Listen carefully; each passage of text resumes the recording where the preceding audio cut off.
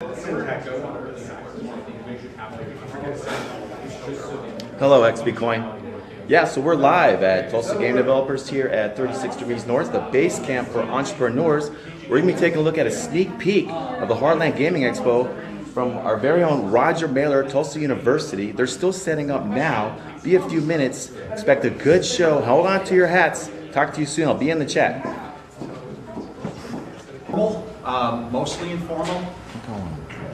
And please grab some food, grab something to drink, please.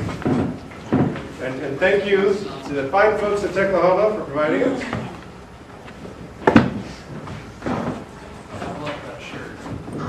By the way, the guy here in the second row, he's actually he's doing an interpretive art thing. He is a cushion, so you are more than welcome to sit on it. Right? Sorry, what?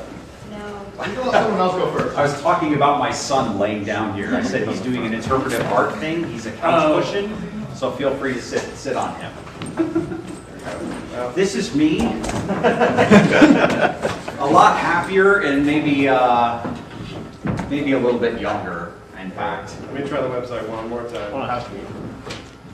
Yeah, I mean, it's like I said, amazing when our entire university website goes down. Yeah, I'd say that, yeah, it's Like the entire university network. great. Are they trying to upgrade the network this week? Because I had heard that they were doing something like that, and that there was a lot of concern about things might go down.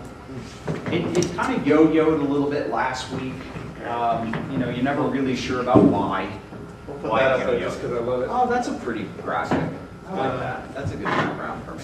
So I'll just say welcome to everyone. This is Roger Mailer from the University of Tulsa. He's founder and organizer for the Heartland Gaming Expo.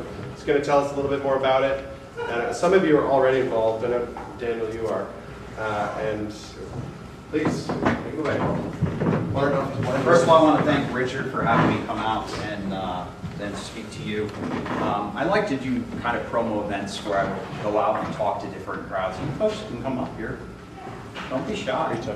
See, I'm calling you out now. Oh, you want me to come up? No. There's a couple people hanging out in the background. They look very nervous. You know, the thing about being around techie people is if you're feeding them pizza, they're not likely to eat you. Otherwise, all bets are off, I'm pretty sure.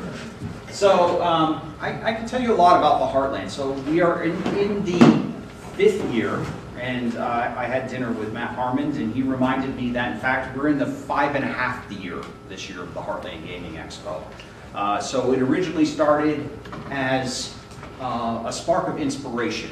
In teaching my students, I realized that they were putting their blood, sweat, and tears into making video games for me, for my classes, and then at the end of the semester, those would go away the way of the dinosaur, right? No one would ever get to see them. So all their hard work and effort was going away. And really what we wanted to do was provide a venue for people to come and show off their work, right? So think of it as almost like a gallery show, an art show, but for video games. And that was the spark, the inspiration behind Heartland. And what it has become since then is much, much more, right? It has become a pathway for getting people interested in STEM. So we have elementary school students that come and different organizations like Tatiana's in the back. Hi, Tatiana. There's a shout out to you, who runs Learn to Code here in Tulsa. And she brings her students, right? And it becomes kind of like, oh, there's one right there. It's a brass ring event for them. Work hard and you get to go to Heartland, right? And so it's kind of inspirational from that perspective. It started as a college event where we invited colleges from all over the state of Oklahoma. And this year we'll actually have some from Arkansas, maybe 1 or 2 from Kansas that are going to show up. But they come from as far away as Goodwell, Oklahoma. Does anyone know where Goodwell is? It's yonder. That's how they describe it. It's yonder. It's yonder about 6 hours west of here. So it's as far west as you can go in Oklahoma and still call it Oklahoma, right? It's right on the border with New Mexico. So they drive in a little minivan and come out to the Heartland. They've been coming out since the very first official Heartland, which was, does anyone know when the first Heartland was? 2013. 2013. 2013. Oh, we got the math. It's a t-shirt. I got t-shirts. You want a t-shirt, Matt? Not for me, I'm good. All right, all right. Well, so you got to answer my question, so I give you a t-shirt. Yeah, you want a t-shirt? I'll go for one, yeah. All right, okay, we'll get you one. Yeah. Don't worry, you just got to pay attention, right? Because there's all kinds of sleight of hand going on up here. Okay. So they come out because for them, and they live out in the middle of nowhere, and I'll tell you how far out in the middle of nowhere they are. They showed up and they said they had to, it took them longer than they expected because they had to stop. And I was like, why? What happened? Did the van break down? And they said, no, there was water falling from the sky. So they all stopped and got out of the van and actually danced in the rain because they hadn't seen rain in like a year, you know? It's always good to have, we get them from Ada, Oklahoma, northwestern Oklahoma State, they come. We get them from, and this is my next question, southwestern Oklahoma State. Does anyone know where that is? So it's like the southwest of Oklahoma. It, Do I get a t-shirt? does anyone, well, you could Google it. Where is southwestern Oklahoma State University located? Stillwater? No. No, that's Oklahoma State University. He's Googling it. Should we do like the Jeopardy timer? Yes, That's So called Weatherford, Oklahoma. Weatherford, so he gets a t-shirt. Let wanted someone it. else have it. I'm He I'm- stole knew I it. wanted You want a t-shirt? Let's see what I got here for you. I got a bunch of t-shirts. All right. So I'll keep I fine think for we're now. all gonna leave happy. What do you want, medium or large? Go medium. Medium, go medium. All right, so this, no, that's large. I do have mediums in here, there's one. Okay, so this is a official handy dandy Heartland Gaming Expo t-shirt from last year. All right. Right, and you get to wear this and show it off to everybody, All right. all your friends. Thank you. It's called advertising. Yeah. So Heartland, it started out as just game development. And how many people here are game developers? Would you say like, I build games? Yeah, okay. You build games, right? Did you raise your hand? Okay. Yeah. It started off as game development, and so our very, very first Heartland Gaming Expo, we were really focusing on people who put together games, and that has become what we call the Game Showcase. Now the Game Showcase, you form teams of up to 4, and they are all age groups. We do elementary to indie. So if you're an indie developer team, and you have a game, a product that you are trying to start getting traction on, that you want to start marketing, advertising, that you want to win an award for your game, right? It's always good to be able to say you won an award for your game. You come to Heartland and you get to show it off, right? You get feedback from people and they come and check it out. Matt Harmon here, of course, he brought a game to Cox Business Center a couple years ago. And what kind of feedback did you get?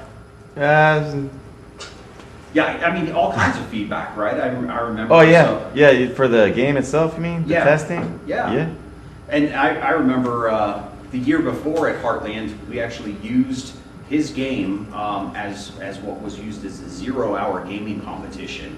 And I remember a particular, do you remember that, Matt? That was Zombie Blaster. That was Zombie a different Blaster. one, yeah. Yeah, so he brought Zombie Blaster to Heartland Gaming Expo. We were doing an event called the 0-hour gaming event, where you go in, never played this game before, and you play it. And then whoever does the best on it gets a prize, right? And we sort of removed that from Heartland. But that year, I just remember there was this one kid who, he was playing it, and after he finished, he walked up to Matt and he goes, "This sucks," and he just dropped it on the table, and he walked out the door, you know? Indeed. That's called a sore loser, I'm pretty sure. I'm very sure. Because I thought the game was great, and I played it on my phone, and you should look it up, Zombie Blaster. So I think it's a really fun game. I sold it. The Oh, name's yeah. changed. Oh, has it? Yeah, I sold that a couple years ago. Okay, so Matt sold it. Hopefully you used the feedback of "that sucks" to improve it. Yeah, we did. Almost everything we implemented from that session, yeah. Well, we learned a lot, right? We learned a lot, and that's to me is the biggest part of Heartland is it's a friendly event. So we call it a competition because people don't want to come out to a friendly event; they want to come out to a competition, and so we call it a competition. But I have countless stories of people coming and setting up their game and something didn't work, and another team walking over and helping them and teaching them something new, right? So your experience at Heartland is to come and to learn and to share knowledge with other people, right? That is what we are setting it up for. So the game showcase, teams up to 4, registration's already open. I show you the Heartland Gaming Expo website. Unfortunately, our network provider decided not to provide our network today. I hope we get some money back from that. Either that or it's a new cost-saving measure that the university has instituted. Or you got hacked. Well, they flip on and off the switch every once in a while just to save bandwidth, something like that. So we also recognize that there is a lot more to making a game than just the programming and pulling the game together. So if we're thinking about games, what's something other than programming that goes into a game? Sound. Size is your shirt. Large. Oh, size of your shirt. Size is your shirt. Large. Textures. So yeah, definitely textures. Now you're gonna get a medium, young man, because that's the smallest shirt I brought. So we got a large. We got you'd swim in this was an extra large. That's not gonna happen. Let's see if I can find you a medium in here. So there is a lot that goes into making a video game. So you do 3D models, there's texture, there's animation, there's sound design. And so Heartland started up an event which we call the Gallery Show. So large for you. And this will probably swim on you for a little while, big guy, but you'll grow into it, right? And that'll be vintage by the time you do. So we started what's called the Gallery Show. Now the Gallery Show breaks the laptop every time. Yeah, just push the big button. That's all to fix it. Well, the laptop wants to sleep. So the Gallery Show celebrates all the other things that are involved in art. So we have sketch art, we have animation, we have sound design. This would be like music composition. We haven't opened up sound effects, but we also have things like game analysis and then a game design event. Yes, I saw a question in the back. No, I was just going to mention things like animation and rigging and whatnot as well, especially when you get into 3D games. Yeah, absolutely. I mean, it's saying Control Delete Login.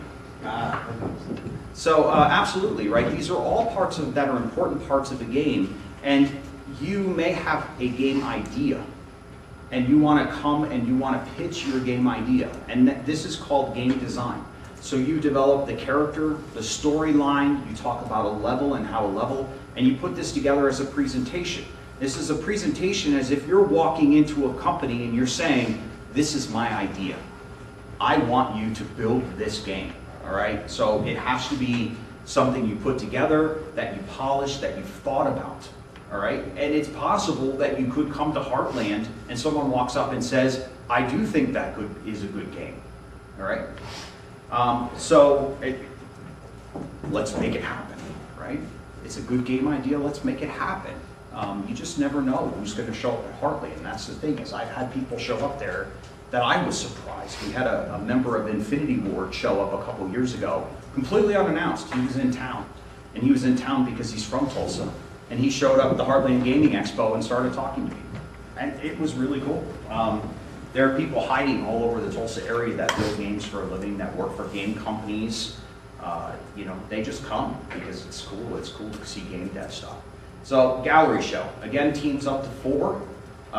We subdivide the categories as we see the registration. So if there's elementary school entries, normally we don't see those in the Gallery Show. But if there's enough of them, we will subdivide out the category in order to accommodate, right? Code Jam. So third entry category is the Code Jam. Now in the past we have done the Code Jam as a 24-hour in-your-face programming event, which means teams of 4 would show up to the Heartland Gaming Expo. We would lock them in a room, provide deodorant, hose them down with water occasionally. No, but we would feed them, right? We would feed them and we would provide them an environment that they could set up their computer and that they could build a game. And the Code Jam to me has always been very exciting, and it's if you've ever been involved in any coding, like the global game jam that happened not that long ago. I think it was done here, right? Actually, it was with the fly loft, so locked that way. Yeah, so you know, it was kind of orchestrated by you guys to run it last year. Now, these are really great events because it's a competition, but at the same time, there's a whole lot of collaboration that's going on between the teams. And people see somebody else struggling, and you know, you don't want to see somebody else struggling over something stupid, especially after you've seen them working on a game for 21 hours and you're in the final stretch. You want to finish this off, right? So they often help each other. This year, we've restructured the 24-hour Code Jam. So this year, it's a 168-hour Code Jam. All right? Can anyone do the math? 7 days. 7 days. 7 days. You need a t-shirt. No. Well, yeah. I'll take a second. Whatever your largest is, Oh, I I'm got a bigger one. guy. I got you. I got you. Oh, thanks. You'll dude. like this one. Oh. Thank you so much. You're welcome. So yeah, it's a 7-day programming competition. Now, there are a lot of reasons why we made this change. One was that the people that were typically involved in the 24-hour programming competition never got to see the Heartland Gaming Expo. So that sucks, because the Heartland has a lot of fun things going on. Not only are all these people there showing off their games and people milling around checking out your games and the cool artwork and stuff, but we've got invited speakers, we have laser tag, we have food trucks coming, we have a lot of fun things to keep people occupied. So, you know, there's tutorial sessions that go on that teach you how to make games. I'm just going to move this mouse button. I told it to never go to sleep ever. Ever? It's permanently on now. Yeah. It's become sentient soon. So, And then go for good, maybe it could take over my talk. Or you can fix the TU website. Yeah. That would be good. Just infiltrate the website and fix it. So the Code Jam is now 168 hours, and the way we structured it this year is that we will announce on the website, on our Facebook page, and we will send emails to any team that is currently registered for the Code Jam. Now, this doesn't mean you have to be registered for the Code Jam a week prior. You can actually try to do the Code Jam and then register the day before and actually show up and show your game. So for those of you who are nervous Nellies and are afraid of like, well, I don't want to register and then fail, this is like your fail safe, right? So you can go in, you can like find out what our theme is, because that's how these work. We'll announce our major theme. You start building your game. Hopefully you've got your team put together long before then, that you've got your skills set. I've actually seen people show up to the Code Jam and never do a 3D model in their life and try to learn Blender. Has anyone ever used Blender? It's not fun right here. Yeah. Do you think you could learn how to use Blender in a 24-hour overnight programming competition? Absolutely not. Yeah, it was. And this is part of the reason why we extended it to a week-long event. Number one, it was exhausting the participants. They were up for 24 hours. A lot of these were college kids. They're getting close to finals. They have projects that were due. So that was a big problem. They weren't involved in the Heartland. They were locked away in a room. Nobody wanted to be near them because they smelled, right? I mean, it's true, they do. They actually smell. It's like this weird sort of pepperoni pizza, Mountain Dew, Geo. It's not quite their fault. What? That's No. what I What? built. Yeah. That's my son, by the way, in case you're wondering. You already mentioned me. Oh yeah, I did. I said you're a couch cushion, right? So that's the Code Jam. I think we wanted higher success rates. We wanted greater participation. And when we had people that were in the 24-hour event, we were limited to the number of teams we could support. We could only support 10 teams. We'd like to see 50 teams doing it, right? And so for people that are interested in that, I'm going to say indie teams are entirely, it's okay for them to register for that event as if they're a student group, all right?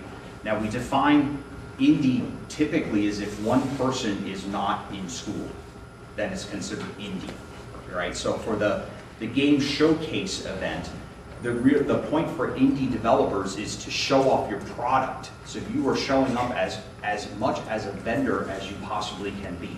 You come dressed to impress, right? Because not only are you trying to sell to the crowd that's there, but again, you don't know who's walking around. I mean, honestly, you do have no idea who's going to be walking around. There could be somebody who wants to invest in your game to make it the next big thing. And that's what we try to set up. We try to make those things happen for you. And we've seen success stories like that. Okay, so I think I've covered the 3 categories, right? What were they again? He's got a mouthful of pizza, so he's not getting a t-shirt. I can see it already. There's the Code Jam. Code Jam. Then there was Showcase. The showcase. Was there a Gallery different show. than a gallery? Then the Yeah. gallery show. Yeah, The you gallery did it. show. So those are our 3 main categories. Okay. Other things that are going on at Heartland this year, I mentioned, I sort of like glossed over. We like to do an outdoor thing because it's in spring, it's in April 8th. And we have a whole big venue, like the university. So we get to do whatever we want, really, is what it comes down to. So we're at the Reynolds Center, which is our basketball stadium. If you ever watched our basketball team, it's in the floor of the Reynolds Center. But we take the concourse area, which is the big circular area around. We use that area, and we use the outdoors as well. So we're bringing in 2 game trucks are coming in. One of them is a mobile VR game truck. You can find this on our website. That's going to be really cool, right? Going in, and they have like this mobile VR chair thing, which, I mean, it kind of looks like a medieval torture device, but I'm sure it's more awesome than that, right? Yeah. So the mobile trucks will be in. We always bring in food trucks, so bring some capital and support the food trucks. We try to get what we consider to be the very best. And they like to come out because, you know, they do good business and it's a good, healthy crowd. Black Wolf Ops is going to have a laser tag area set up again this year, which last year we had quite a few people. It's actually in a shaded area, so even if it's sunny and hot, it's Oklahoma and it could be hailing with tornadoes that day, we don't know. You know, you'll be able to go out and play laser tag. And they actually caught like a fairly significant deep discount. You can buy a whole day pass for $10 and just go over and over and over and over again. They want to see people out there having a good time, right? That's why they're coming out. We're also bringing out Dystopia Rising. So I see one Dystopia Rising person back there. Can you tell who it is? He's the guy who waved. Yeah, it's probably the guy that waved. But doesn't he look like he's from a Dystopia Rising group, right? With the beard and all?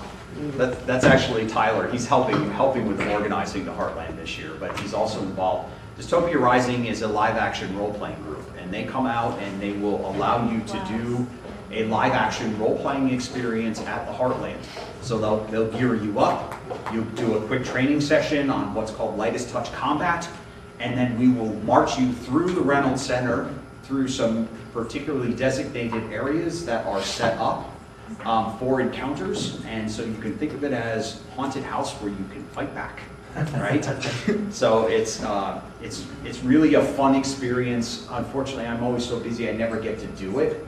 This year I'm gonna try to make an effort to get geared up. And so if you see me walking around in combat armor, it's all cool, right? It's all cool. In fact, I've challenged them, I think within the next 3 or 4 years, what we want to do is we're going to turn Chapman Stadium, which is our football stadium, into like a giant battle arena. And I want like Braveheart style battle, like battle cries and people running across. I think that would be awesome YouTube video, yeah. So if we can get enough people involved in Dystopia Rising, I am totally game for making that happen at the University of Tulsa. Do a Chapman Stadium, Braveheart combat scenario. Are you good with that, Tyler? Oh yeah. Yeah, so they're all down with that too. Catapults out. Catapult, I'm good with catapults. You know, fling marshmallows or something. Of course, you know, at the university, if they see this video that Matt's producing, they're just going to be like, he just said they're going to shoot marshmallows in Chapman Stadium. Hope I have a job tomorrow. Okay, so we also have a very, very good keynote speaker this year. We've been very lucky in the past. We've pulled out some outstanding speakers. And they recognize that Tulsa is a place that is happening, right? It's happening now. It's not like we're gonna get ready to happen. We already happened. We're happening, right? You people are a representation of what it means, right? What the future of Tulsa looks like, which is tech, innovation, right? That's what everybody here is interested in. We're excited in. For our young people that are here, we want you to stay here. We want you to start business. We want you to live your dream, and Tulsa's a great place to make that happen. And so these keynote speakers come in. We've had Eric Peterson. Now Eric Peterson was involved in Cloud Imperium, so he worked with Chris Roberts on Star Citizen. He was Eric Wingman Peterson. He was the voice of Star Citizen and was like chiefly responsible for all of the money that was generated to make Star Citizen happen. Now, Matt's probably saying, man, that might be true, but I think it is true. No, it's true. And definitely you can see the result The first of that. like 3 million for sure. Yeah, that you can see the result in that when he moved back to Texas and started Descent Studios and wanted to reboot a game, and he put out a Kickstarter, and that was one of the most interesting / terrifying events that we've had in Heartland history, which is his Kickstarter ended 8 hours or 10 hours before he was scheduled to talk at Heartland. And we had no idea if the Kickstarter was going to make it. I mean, we're talking about this guy's company either succeeding or failing. And so, you know, he called me up and he's like, Roger, I don't know that we're going to make it. I don't know that I should come out because I'm afraid that we're not going to make it. And so what I said to him is I said, listen, you come to the Heartland and it will be the most raw moment that we will have ever seen at the event. Because you will walk up on that stage at that moment knowing what the outcome of your Kickstarter is. And we're not talking, it was like a $600,000 Kickstarter. So not like we're looking for $500 to start a video. $600,000 that they were trying to generate. You're either going to walk out on the stage and you're going to be like, woo! Yeah! You know, he's going to be doing a Paul Allen moment up on the stage doing a little dance. Or you're going to walk up and just go, you people suck. Drop the mic and walk off the stage, right? Those were the two outcomes that we expected. And fortunately, he made his Kickstarter, so it was a much more like Paul Allen woo moment than it was a like you people suck moment. But you know, he came out and he gave a great talk about you know, that it's a hard business. It's a hard business that he's in, and he didn't know how this was going to turn out. And it was a lot of hard work. I mean, they were up 24 hours, you know, for days on end, working on trying to generate that last little bit of money to make this happen. And success. I actually was one of their contributors to their Kickstarter, so I get to play Descent Underground. If you haven't seen this game, it's kind of cool. I like playing it. Just getting in there, it's kind of like an Unreal tournament, but with spaceships in 3 dimensions, so that's awesome. Last year we had a tremendous lineup of guest speakers. We had Jason Gregory from Naughty Dog. He's their lead programmer. He came out and did a fantastic talk on debugging and debugging in video games. And he was, at the time, he was showing clips from Uncharted 4, 2 months before it released. He was at the Heartland showing clips from that video game and showing all the bugs that they were trying to chase out, right? Which was awesome. This year, we have followed up with that collection with a guy named Nicholas Smedberg, who has an interesting name, and he goes by Smetis. I guess because he felt that Nicholas Smedberg was not as interesting enough, his nickname is Smetis. And so Smetis is coming out. His history was he worked for Pandemic Studios, which no longer is around. Some of you may be familiar with Pandemic Studios. And then he decided to go and work for this company called Epic, and working on this thing called the Unreal Engine. So he was involved in the Unreal Engine 3 and 4. He was one of the lead graphics engineers, meaning what you see is what he's produced. So if you've ever used Unreal Engine 3 or 4, then he was involved in writing the code that does that graphics rendering. And he decided after a while that he wanted to move on, and so now he works for Unity. And he is the principal graphics engineer for Unity in their emerging technologies division. So I'm thinking, and he hasn't really come out yet, and I think he's trying to keep it a little bit of a surprise for me, that he's going to come out and talk about what is next for Unity, what we can expect to see, particularly in graphics rendering, right? And so come to the event and make suggestions, right? If there's things that you don't see in the Unity engine graphically, I heard you guys all chitter-chatting back there about Unity a little while ago, right? Things that you want to see, enhancements to their engine, particularly in the graphics, that's your venue to be heard, right? As the community that's starting to use it, the community that is adopting that technology. Now, in the past, we have run the talks in parallel with other events that have occurred, and what we saw were that the high school students in particular, like they're like this. They're like tethered to their game. They go walk away, and it's like it's almost something pulls them back, right? They're bungee corded to it. And so we had tried to encourage them, get away from your game, go see these talks, go see the tutorials. This year, we're not giving you a choice. So the talk is going to occur right in the middle of the event. Everything shuts down. So you won't have anything to do other than listen to the talk. And that's how valuable we think this speaker is. We brought him in and we went through a fairly lengthy list to decide who we wanted to come this year. And this guy was right at the top, and we were grateful to have him. And so it's going to be a wonderful talk. Everybody's going to get to sit in the bleachers at the Reynolds Center. We're going to dim the lights and put on the spotlights on him. And hopefully he won't go on as long as I have been going on. And he might talk to you about something valuable and interesting that you like. I'm certainly looking forward to that talk. Okay.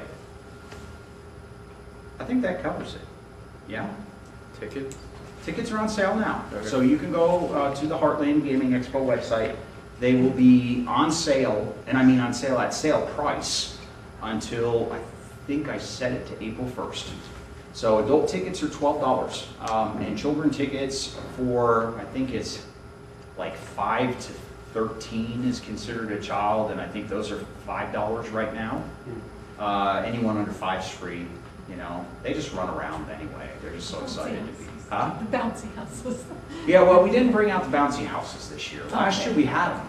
We actually brought out bouncy houses, and they just weren't being used enough. So we said, Yeah, well, they're yeah, they were really unattended, and I think it's computer nerds really like to sit in front of computers. Like, so if we had a bouncy house video game, like that might have been the thing, right? So like, bouncy house simulator. I just might have revealed the whole theme for the code jam there. I don't know.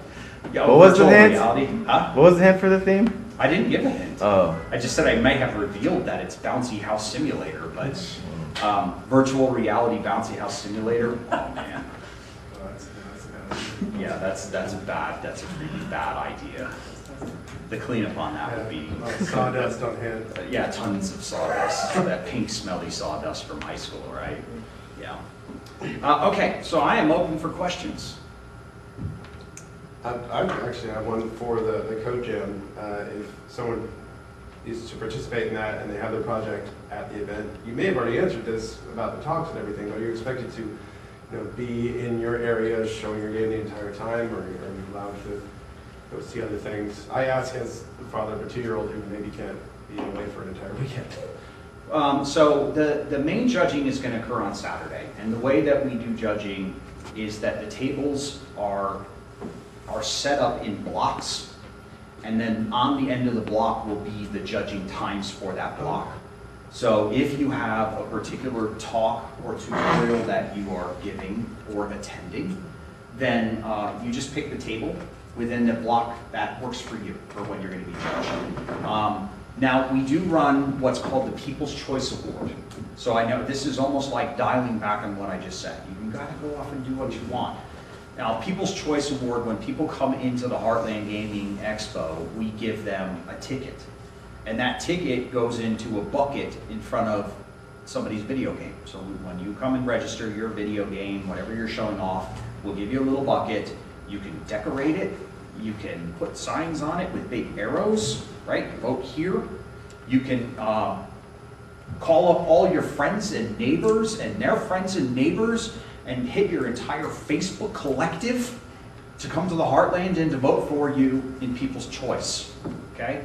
Now, People's Choice is a wide open category, which means if you're in a gallery show and you've got art, you can win People's Choice. If you're in Game Showcase, you can win People's Choice, right? If you're a code jammer, you can win People's Choice.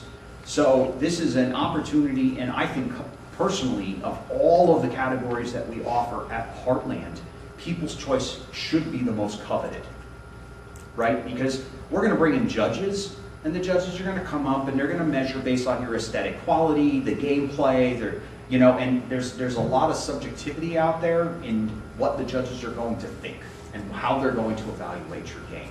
We can control some of that by giving them guidelines, but the people, if you're convincing the people that they love your game, that's what we do as a game producer, right? You want to start a company, you have to convince the people. So to me, the People's Choice is the most coveted, and it's part of the reason why the high school students are tethered to those, because they want that. They want People's Choice, right? So what we're going to do is we'll collect your buckets at the end of the night, and we're going to count your tickets, and winner takes all kind of thing. Actually, I think we do a first, second, third place in People's Choice. So, but yeah, this is an opportunity for you to, even before you come to the Heartland, to start advertising your game and getting people to come check out your game, right? So that you can win that award. That was probably more than somebody asked me the question. I don't remember what the original question was. Oh, it was Richard's question, yeah. About being tethered. Mm-hmm. Yeah. We really do encourage, yes. So he's 10 and he's doing Unity. Sure. And so my question, I don't know much about it, but I do see him working on it.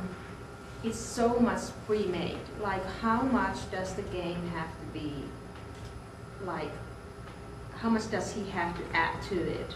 Can he use something that is already a base game from Unity? So the best way to learn how to make a video game is to start by modding, what's called modding. So you take a game that's maybe open source or it's a Unity tutorial, Right. and then you start messing with it. Right, that's and what so, he said. And Yeah.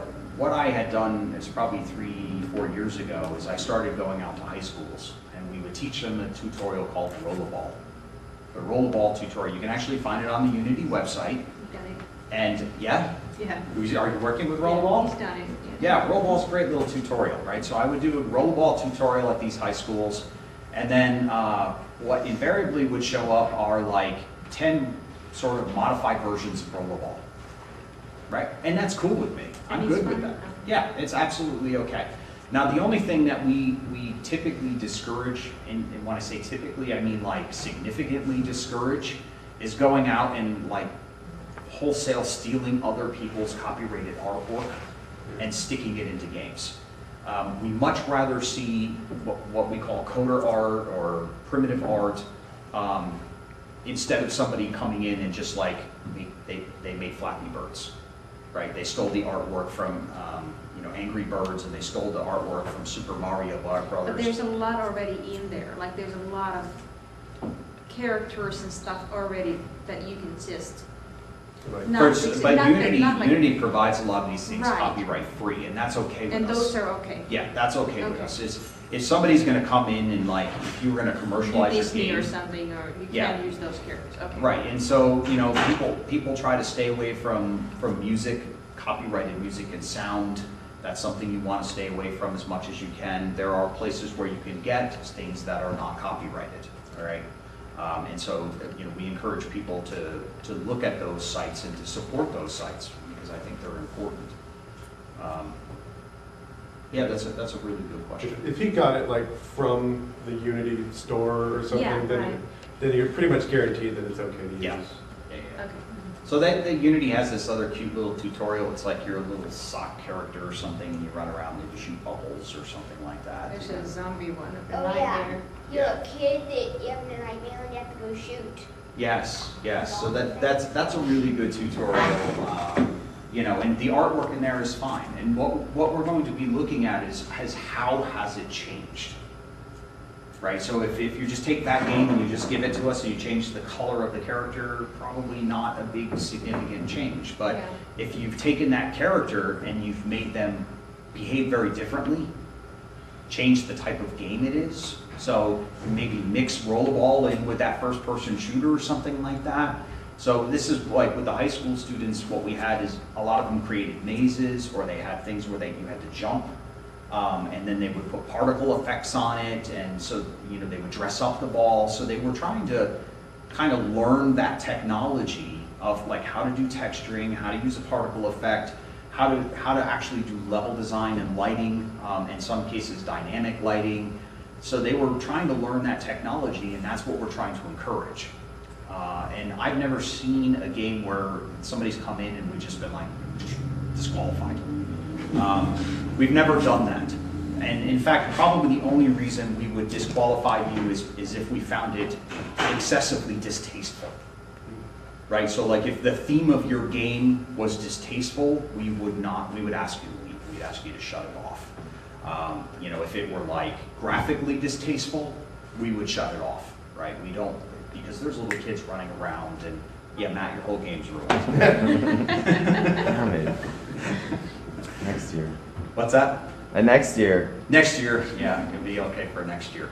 So, you know, this is a family-friendly event, so we, you know, for any developers in here who are thinking like, I want to create this crazy game that's like this, and if you aren't willing to talk about that game with your grandma, then and show it to her, then you probably shouldn't be bringing it to Heartland. That's the way. I mean, your grandma might be crazy, I don't know. But, she's got dementia, she won't, you know. But, you know, that's kind of our general rule of thumb, and the judges try to get an early eye on those games after you set up. We just kind of look around, and I troll the event. I'm all over at all times. I am everywhere at that event. So I keep a really good eye on what's going on, and my feet really hurt at the end of it. Yeah. You know what I'm talking about, Richard. Yeah. All right, any other questions? Were there any other notable speakers outside of your keynote? This year, we focused on one keynote speaker. Now, we are doing a series of tutorials. So the folks at Learn to Code have just agreed that they're going to do a tutorial at Heartland, which I'm very excited about. Last year, we got very, very positive feedback from Tatiana's tutorial. We had people that they literally drove like 5 hours to Tulsa to see that tutorial. I don't know if you knew that. Yeah, well, I mean, it was girls learning to code, and his father, he heard about this, and he was like, you know what, I want to introduce my daughter to this. And so, for those of you who are parents, the tutorial sessions are great, and we have some that are simple. Microsoft is doing 2 of them this year. One of them is very basic.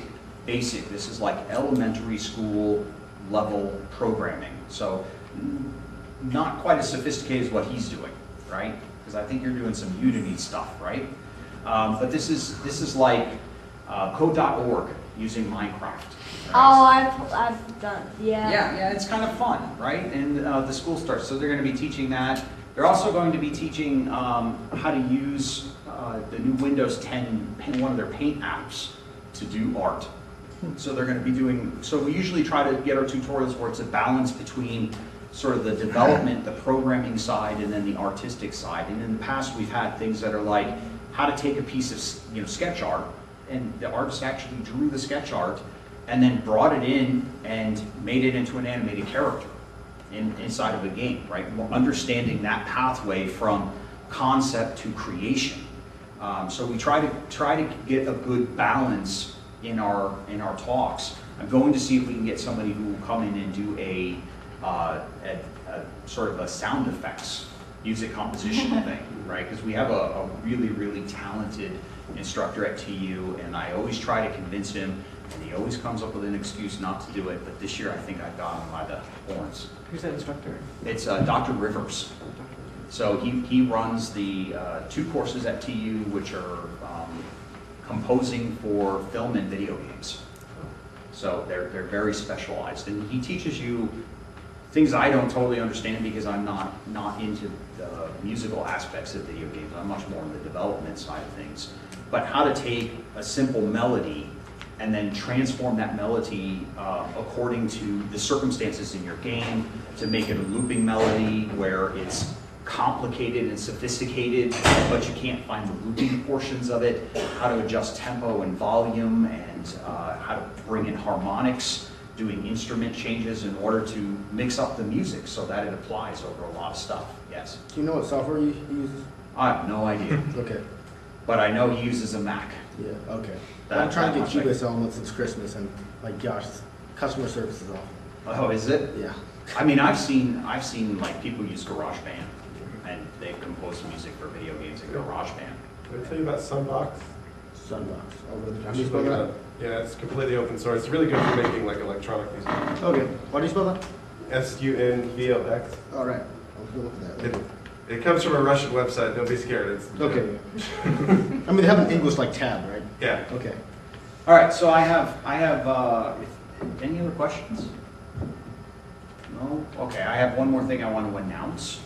And this is like hot off the presses, meaning like it's not even publicly announced, although this would be actually the public announcement of it. The University of Tulsa is hiring a new instructor in computer simulation and gaming. So we are, you will see very shortly an ad go up on our website looking for people that might be interested in coming in and being an instructor at TU. So we are particularly focusing on areas where our computer simulation and gaming program has some holes, and that would be in things like level design, 3D modeling, animation, lighting. So those are things that we're looking to fill a position. Also, this person would become involved in the Heartland Gaming Expo and some of the outreach programs that we do at the University of Tulsa, including Coding Club, which we work with the Tulsa Public School System, the elementary schools there. So if you know somebody that might be interested in that position, keep an eye out for the posting. We're going to start reviewing applications as soon as they come in, and we're looking to hire before the fall. So this would be kind of an immediate fill position. And they get to work with me and all my awesomeness.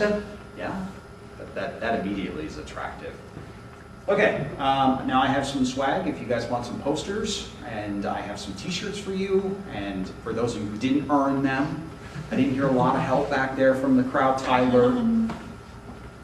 I already gave you a t-shirt, didn't I? I got one, yeah. I'm set. Did I make you answer a question for it? You made me walk around the rental center for it. Oh, that's true. That's true. We had to do laps on the rental center. Okay, so Heartland Gaming Expo, April 8th. Doors will open up at around 8:30. Things kind of kick off at 9. It's at TU Reynolds Center. It's going to be a sunny day, I can guarantee it. We're going to have lots of fun. And come with your smiles and leave with them too. He wishes it's cloudy. But yeah. What time, if you're setting up there, what time is set up? 8:30, be there at 8:30. Okay. So we'll let you in and we'll put you through our registration system and get you your table, and then it's just fun. It's just a great day. Right. It's a lot of fun. Yeah, the only person who doesn't really have fun is me because my feet hurt. Oh man, you gotta do the Dr. Souls. I'd have to Inserts. put like 12 layers of Dr. Scholl's. No, that's what I use, man. You like go to Bed Bath & Beyond. You like stand Wait on till a you see thing. the Reynolds Center and how many stairs you gotta walk. Oh, yeah, I'm scared. Yeah, that's that. I'm up and down those stairs all day long. Yeah. All day long, but it's okay. It's that's again.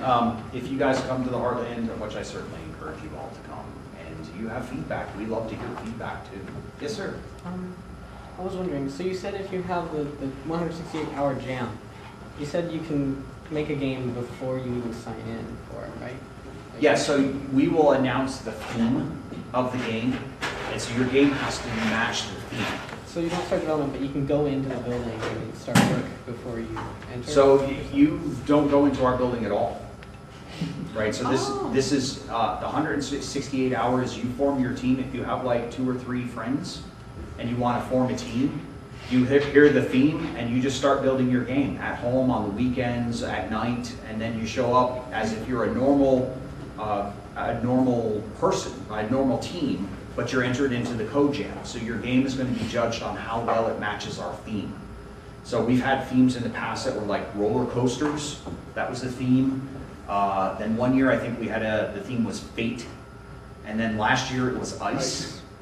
So, I mean, it varies, and usually it's a divine moment of inspiration that comes to me. So, I think the year I came up with roller coasters, I was standing up and in front of a crowd of people, and I was like, I guess I gotta figure out a theme. What would really screw with them if they were making a tower defense game? Because I knew one of the teams they were just all tower defense.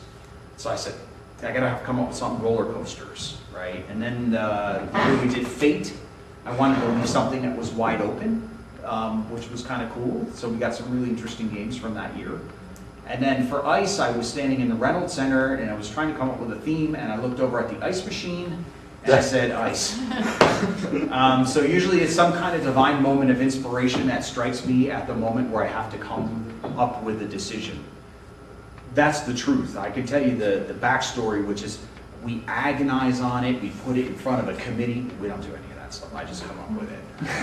And usually it's because I'm looking for some cool, kitschy thing, right? With ice, there's a lot of cool physics things that you can do with sliding on ice or driving on ice or producing ice. So there's a lot of things you can do with that idea. And so, you know, that's like roller coasters. I wanted this notion of things moving but being constrained at the same time. So, you know, that was, people were totally stymied by that. The idea of creating a roller coaster game.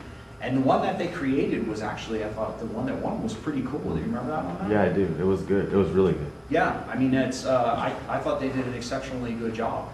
And then Fate. You would lay down the track in front of the coaster. Right, and you had to avoid things. So it was kind of like a Flappy Birds thing.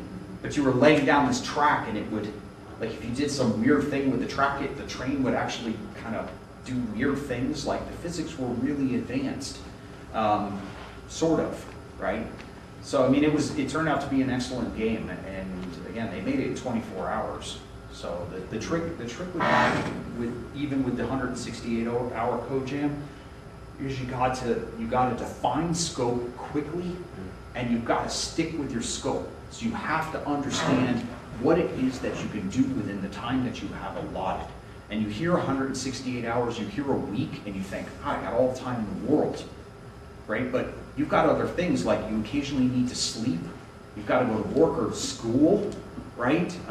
You have to pay attention to your parents or your significant others, right? These are all things that still have to occur during that week. So when you actually look at how many hours you get to work on the game, it still only turns out to be something like 30, right? So that's what I'm saying. It's still a very difficult challenge, but I think it allows you, you've got one day where you can just, when we announce it, you got maybe half a day, 4 or 5 hours, where you just sit down and say, what are we gonna make, right? That's all you should do. You shouldn't be talking about technology, you shouldn't be coding, you shouldn't be making art, you shouldn't be doing any of that. You should be like, what are we gonna make? And can we make that in the time that we have, right? So that's the hard part of the code jam. Yeah, he's done it, you know. He's done it, he knows. I've watched everybody suffer through it, I know. Yes? I just have one last question. My artist in my team lives in California, and I was thinking if we entered the competition or something, like if he could, like if I could just prop my phone up and he could just talk on Skype or something, would that work? I mean, if your whole team doesn't need to come. All right, so I mean, you don't have to like freak out about that.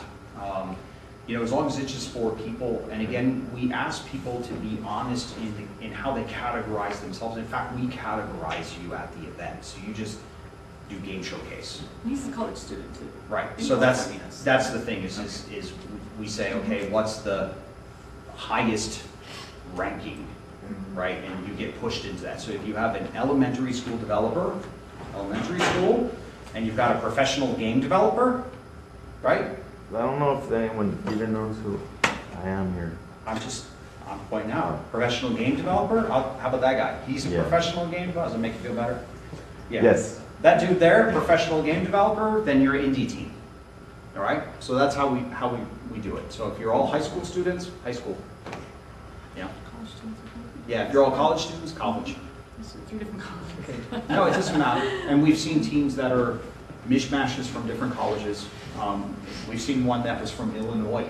They had a team member from University of Illinois that they went to high school together. They wanted to build a game, had been building a game. And so, yeah, it was cool with us. We're good with that. You probably have a leg up. You probably already have some kind of source control. That's true. Source control is really important. All right, I'm done. If you guys are done, we're done. Eat some more food. It's free. Thank you, Roger.